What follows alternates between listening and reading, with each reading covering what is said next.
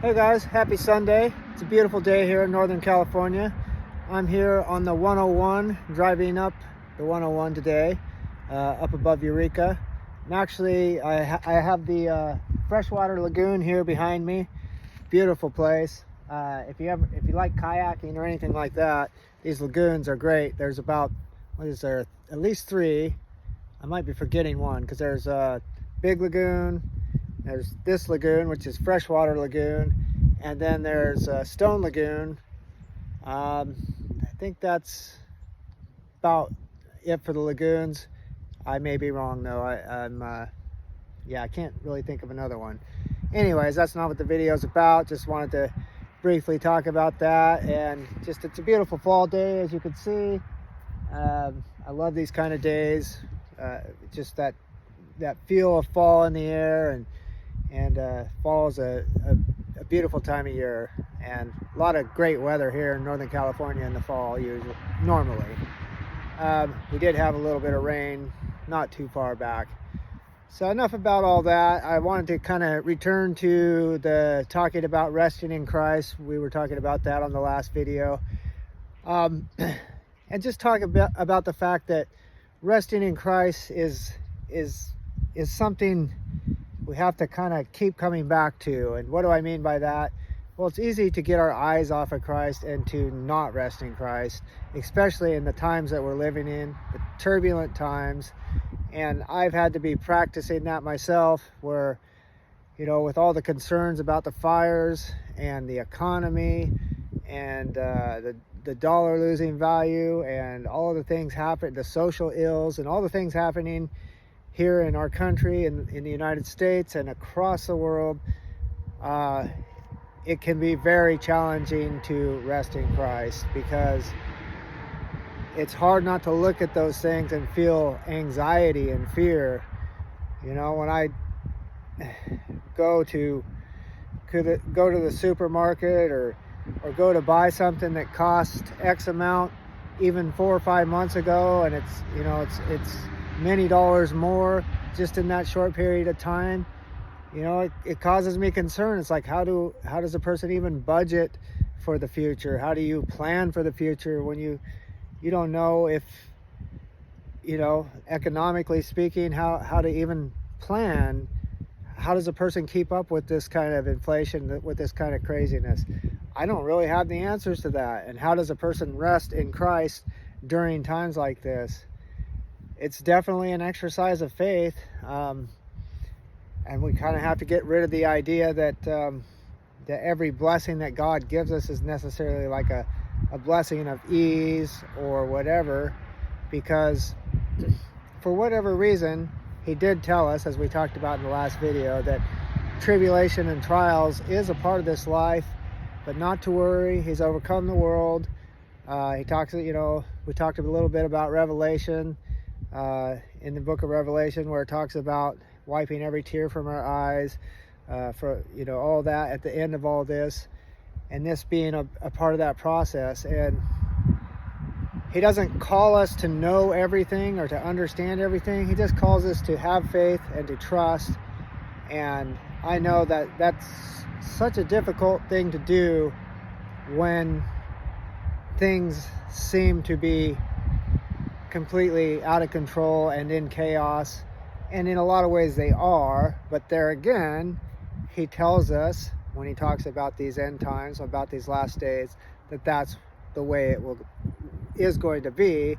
So there's more reason to trust what he says in the first place, because he never said it was going to be different than it is right now. He laid it out. Christ himself laid it out. The Bible lays it out in different places about these times we're living in as being chaotic and tumultuous. Now, it's an interesting subject in the sense, like, end times, meaning it could be a long stretch of time before he returns, because God doesn't necessarily work on that same time frame. So what's a short time period to him could be 100 years still. So we don't know how long all this is going to go on. Prophecy's hard to decipher. nobody knows 100% at all. We just know that we're in this time frame and that we're called to trust in him. And so that's what I try to do as I'm, tempted just as anybody to look at these things. And it reminds me of that story of Peter, walking by faith, coming back to the ship and keeping his eyes on Christ, but then when he took his eyes off Christ, he sank. And that's what he's asking. That's a good analogy for what God is asking us to do. He's just saying, trust me, I've got this, and no matter how bad it looks, I've got this. And as a saved person, as a person that's put your faith in Christ, he's got you, he's got me, and at the end of all this, we're his.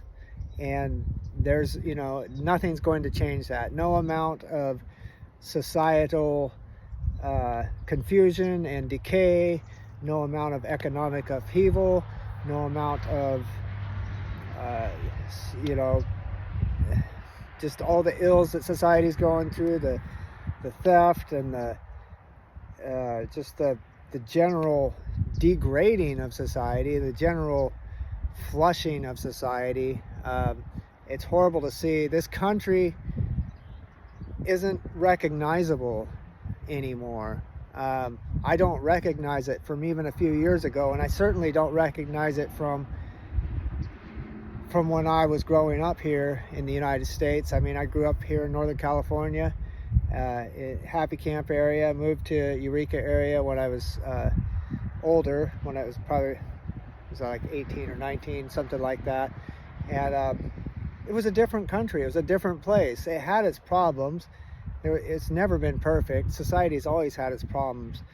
But you could at least plan something. You could at least, think, well, I'm going to buy a house. It's not going to be $100,000 more next year than it is this year, or I'm going to buy a car. It's not going to be $20,000 more next year than it is this year. All these things that are happening right now, maybe I'm overstating some of this a little bit, like some things are inflating faster than others, and I'm just talking economy. There's so many other things that are happening. So many changes. We got AI coming in.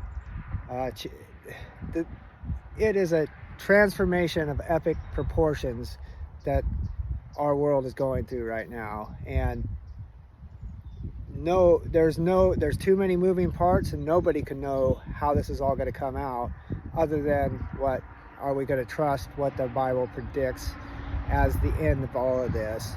Whether that's at the end of our lives as a saved person, we are caught up to be with Christ and to be in our rest and to forever never have to go through this again, and this process will be over, or maybe it's a group event with the rapture and the end of all things. We just don't know. But I'm just praying we can all keep our eyes on Christ and not sink into the water.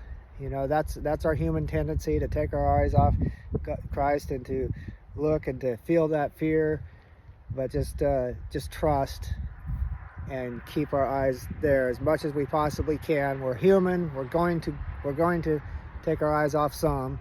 I get that. I do it too. So hopefully this is something to think about and reflect about, and feel free to leave your comments below and talk about your experience in trusting Christ through these types of times and how that's been. And we're all in this together, so there's no reason not to share our experiences and to share our burdens and our different challenges. So that's what this channel's all about, is learning and growing together in Christ. So all right, guys, thanks for watching. God bless you. I'll catch you on the next video.